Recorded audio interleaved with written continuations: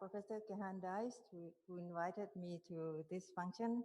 He invited me to 3 years ago because we invited him to our 25th anniversary for the Thai.th domain. That was in 2013. Oh, so it's 2 years ago. so, so I promised him that I would come to Sri Lanka, and indeed it is, you know, a great pleasure to be here.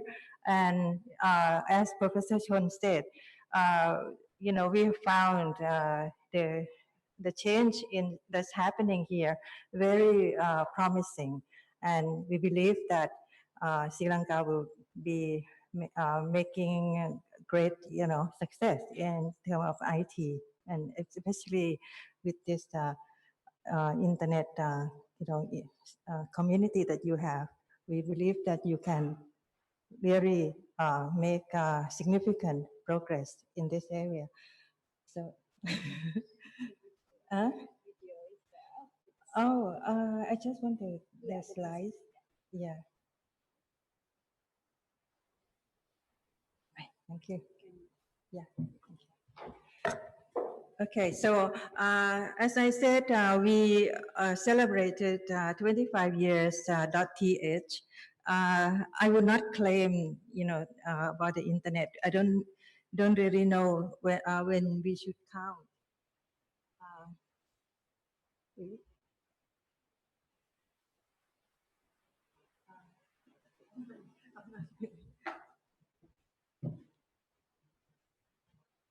I have to do that.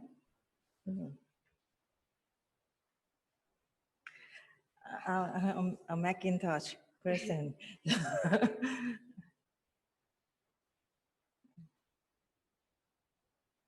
Right. Thank you. Yeah. Okay, so I'd like to briefly explain to you about the Thai internet development. Okay, we have very similar history with Sri Lankan. It's all started from university. So I was in the computer science department at the Asian Institute of Technology after my graduation from University of Melbourne. So I had difficulties in you know, living in an environment that I could not talk to colleagues and friends. So I tried every day trying to explore how to get connected. So finally, we managed to have a remote login, and gradually we moved to having a stable email connection with Australia. So I would say that in 1991, where we had, you know, we started to build a community in among universities in Thailand, and in 1991, we finally had our very first meeting.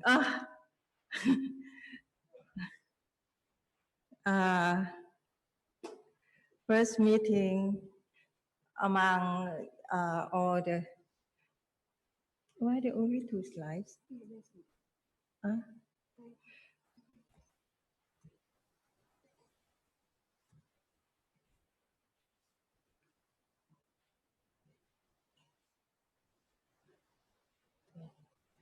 Right. Okay. Thank you. So we had our first meeting where I first met with many of my colleagues physically for the first time, and we kind of signed an agreement to do many things. First is to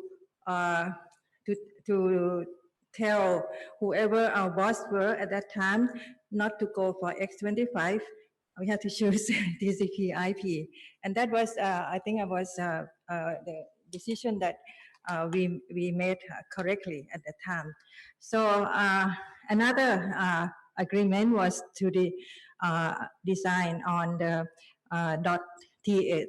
You know, we introduced secondary domain .co.th, .go.th, and .or.th. .net.th came later. So that was our early development. At that time, it still did not have a direct connection to the internet. We could not ping. And after that meeting, we managed to get the involvement of one private company. Actually, it was Shinawatra. They allow us to use their data network to test the connectivity among our universities inside Thailand. And finally, one of our colleagues in Chulalongkorn managed to convince the Chulalongkorn University president to connect to the UUNet. We succeeded in 1992. So with only 9,400 BPS, with the first ping from Thailand. And we moved our DNS to be hosted at Chulalongkorn. And in 1994, we organized the first APNIC meeting in Bangkok. So APNIC was officially launched from Thailand. And commercial ISP started in 1995, about the same time as here. I think so. Commercial ISP started to boom in 1996. They started to have to increase the bandwidth to the US, and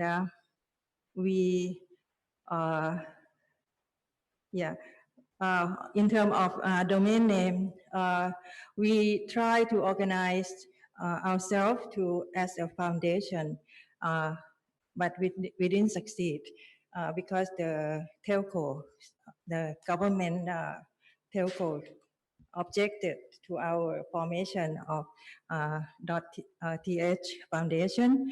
So we decided to go for private company. So we registered a company and operate .th domain under t.h.nic company. But later on, we managed to change it to foundation. Okay, so when ICANN started to have IDN, we also offer IDN.th, and later on in 2010, we have our top-level domain name in Thai language. So you can see that there's a dot Salai Toyo, which is Thai. So that's basically what happened in the development of the Thai internet until 2010. In 2013, we celebrated our 25 years where Gehan was there. We had visit many distinguished guests, Dr. Steve Crocker from ICANN, and of course, Professor Gehan Dice, and several others from different organizations. Professor Kyu Namchon turned down our invitation.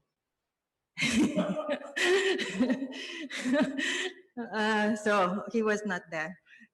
Okay, so at that meeting, the difference is that I really enjoy your celebration. Last night, I learned a lot about what happened in Sri Lanka, which was not what we did at our 25 years. I think we're going to do that when we reach 30 years. So what happened in that time that we instead of talking about the past, maybe we avoided to do that because we didn't want to fight. So we talk about we evaluate the situation and we talk about the future. So we found that there are several things that we had to do. The first thing is to address our infrastructure. The picture that you see here is the status of our internet connection inside the country. The blue nodes represent ISPs, and the yellow one represents what they call internet exchange. But actually, they were not real internet exchange. They were just commercial peering office. You know, you can peer, you can pay, you can peer, and you can sometimes you get free service if you're a customer of that internet gateway. Okay, so it's not a real peering, and all these yellow nodes were connected in a mesh. So the outcome is that even though we have a lot of fiber, the performance of our network was not as good as what we could have achieved. So that was one of the items that was brought up during the celebration. So after that, we work on building this internet exchange, IXP. But I happened to talk to many people, and I was inducted to the Internet Hall of Fame. So at that function, I mentioned my ideas to several people. So they all agreed to help. So that's where everything got started. They finally, we got Internet Society to help. We got Randy Bush from IIJ to be our key guru. And they finally got Alcatel-Lucent and Cisco to donate equipment.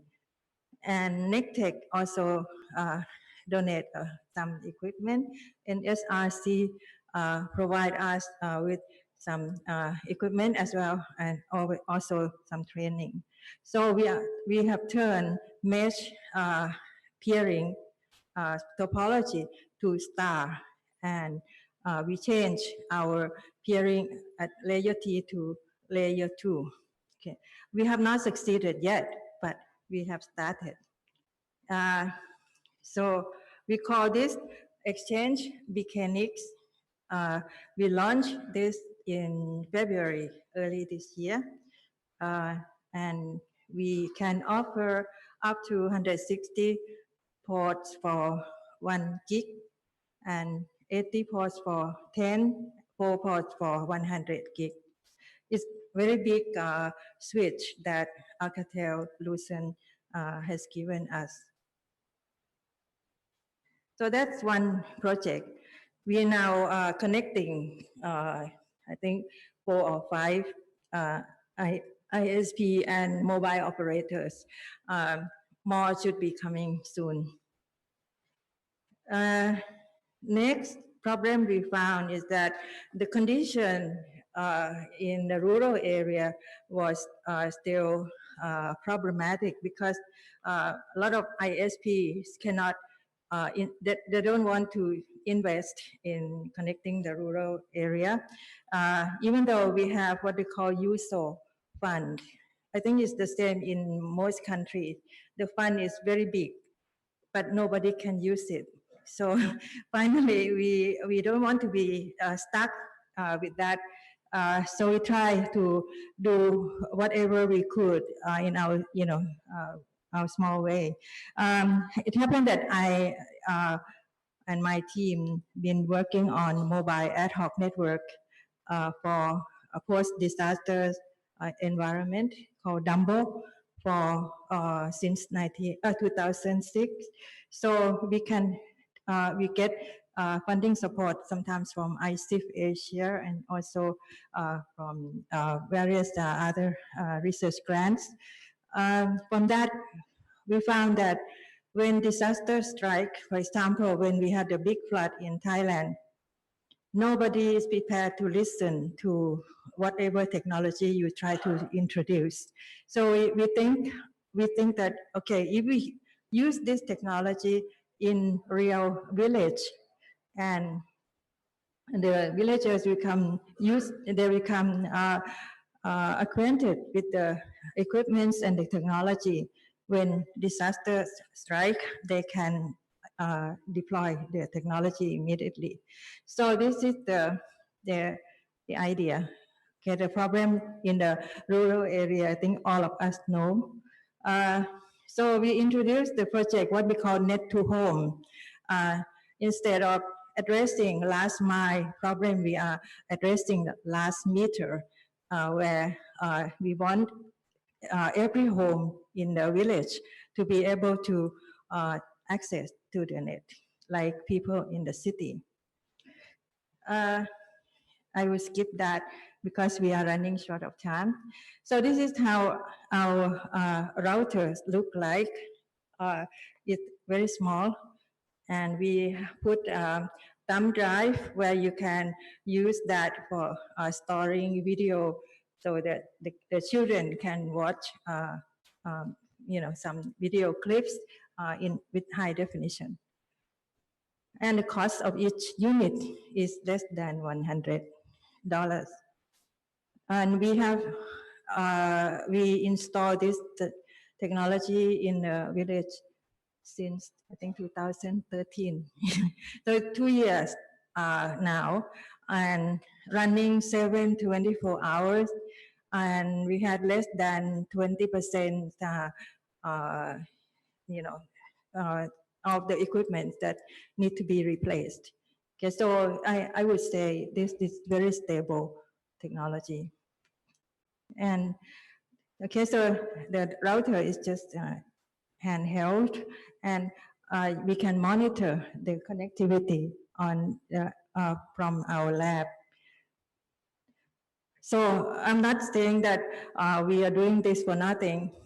From researcher point of view, we are learning a lot, and we are writing papers. So our students that still can write papers. So the villagers can connect to these mobile routers using tablets or using their mobile phone, smartphone. Okay, so I think that's a bit. Now, in the village, all of these routers can have a gateway to the internet using 3G or ADSL. So we, in each village, at the moment, we connect to the internet using ADSL. So it's like, like a dozen of houses sharing one ADSL connectivity. And we use students to, we organize THNG camp, which is, I think many of you, maybe some of you here joined the APNG camp many years ago. Same idea. Okay, we invite young people to join the camp, but our camp specifically target at building network. So we took the people in the camp to build a network in different villages. So this is an example. In March 2013, we built a network in. This is near. This is on the Thai-Burmese border. Okay, and it happened that in 2008 we could transport this technology to help in a small way. During the Cyclone Nagis rehabilitation in 2008. And then with this recent earthquake in 2015, we shipped about 50 mobile routers to Nepal immediately. And they were used in 4 different medical camps around, the affected area. Now, the third problem we, from our 25th years anniversary, we found that the internet penetration in Thailand was still very low. You might like to guess what is the internet penetration rate in Thailand. It's less than 30%. So it's very, it's, for us, it was shocking. So this is the map of Thailand. You can see that the penetration is the kind of in big cities only. Now the reason for that is not just the infrastructure; it's the way the people in the rural area they don't know English and they don't feel comfortable with using English. So one of the contribution we could make is to build email, turn internet to local language. And we build email in Thai with email addresses in Thai as well, or email address internationalization. Okay, so for other activities that we know that should be addressed by our community. Our community doesn't mean .th and friends only. There are other people. So in terms of internet usage and social issues, in Thailand there's an active group called Netizen.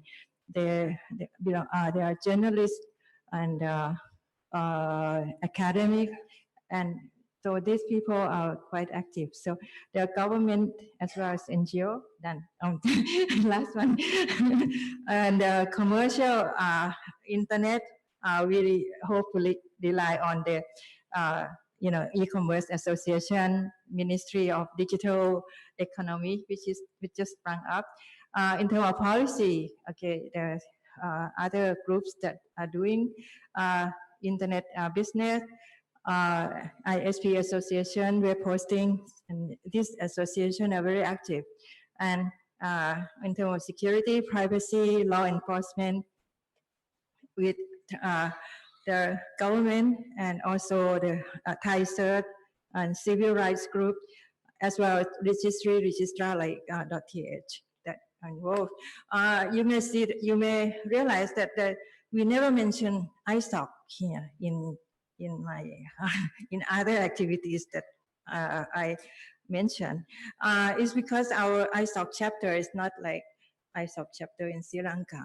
We need to revive ISOC chapter. So I would like to end my talk by welcoming ISOC Thailand chapter, hopefully back to work. Thank you.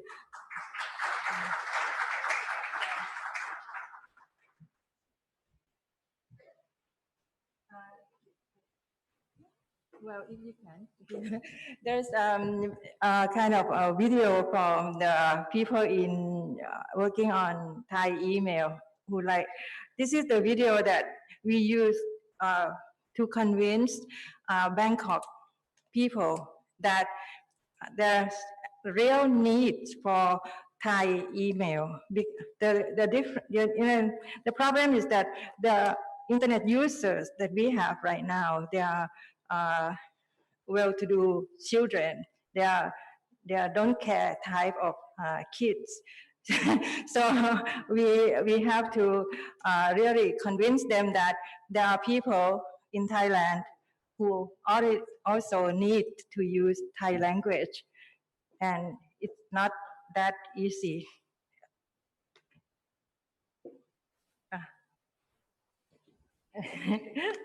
So while we are waiting, like the power of the young internet users in Bangkok is quite amazing. When the military took over last year, we were afraid that they would do something to the internet, and many people try to approach me to talk to the military, please don't do that.